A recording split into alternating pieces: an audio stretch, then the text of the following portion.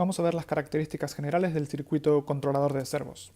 Para empezar, lo que recibiréis es un sobre antiestático con el circuito y dos pulsadores. Eso sería lo que recibís. Con este circuito no recibís ni el servo ni la alimentación, que habría que comprarla por separado.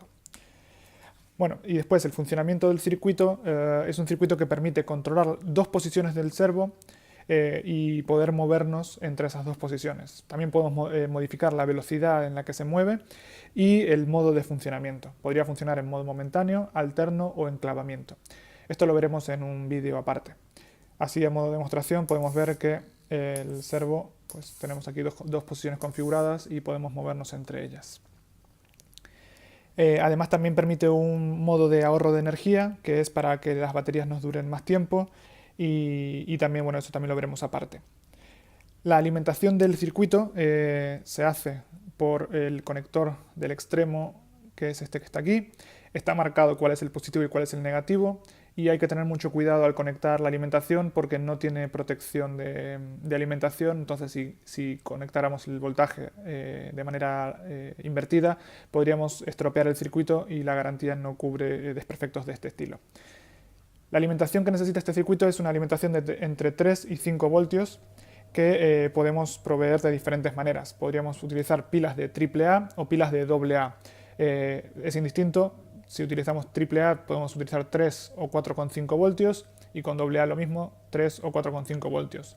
También tenemos la opción de utilizar pilas de litio polímero de 3,7 voltios, que serían como estas o como estas, según nos convengan. Además, el circuito también consta de un LED que nos indica que está encendido el circuito. Cuando está encendido se enciende el LED y cuando está apagado se apaga. Hay que tener en cuenta que los servomotores consumen bastante corriente.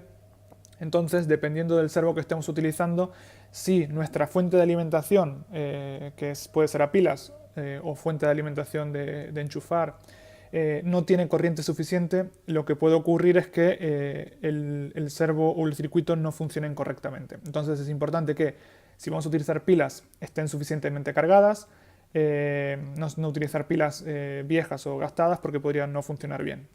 Mi recomendación en general es utilizar baterías de litio polímero recargables porque tienen una capacidad de descarga muy alta y eso significa que el servo va a tener siempre la corriente que necesita.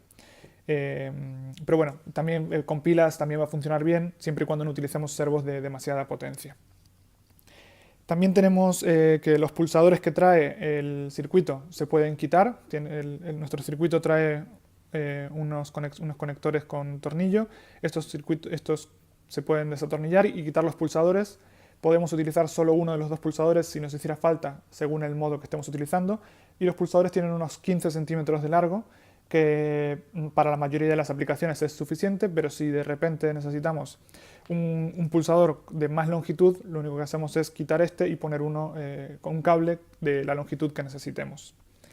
Y por último, vamos a hablar de las conexiones a los servos.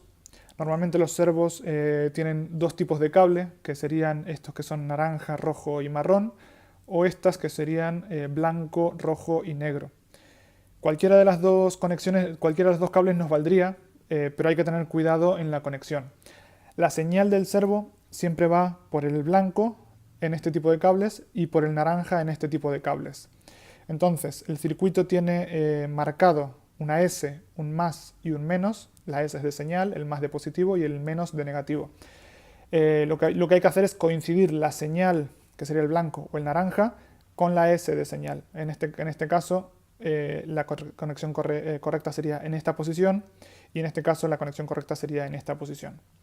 También hay que tener cuidado de no conectarlos al revés porque también se podría estropear el circuito o el servo. Y bueno, estas serían las características generales del circuito controlador de servos.